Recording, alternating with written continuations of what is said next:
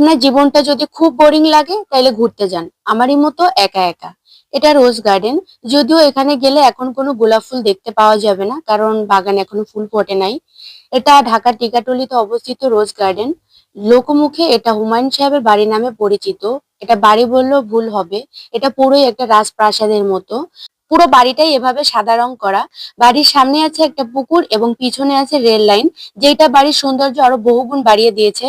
এই বাড়ির যিনি মালিক ছিলেন তার রুচির প্রশংসা করতেই হবে যদি আপনি এই বাড়ির ডেকোরেশন এবং কারুকাজগুলো দেখে থাকেন। বাড়ির এই সৌন্দর্যগুলো দেখার জন্য আপনাকে এরকমের একটা কাঠের সিঁড়ি পাড়ি দিয়ে টুকটুক করে সিনেমার নায়িকাদের মতো দোতলায় চলে যেতে হবে।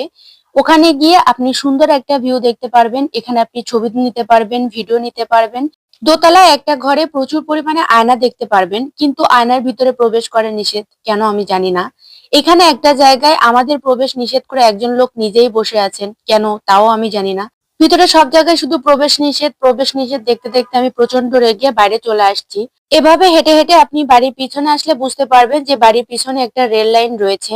এই বাড়ির সামনের দিকটা যত সুন্দর, পিছনের দিকটাও ঠিক ততটাই সুন্দর। এত ঘোরাঘুরির পরে নিশ্চয়ই আপনার অনেক ক্ষুধা লাগবে।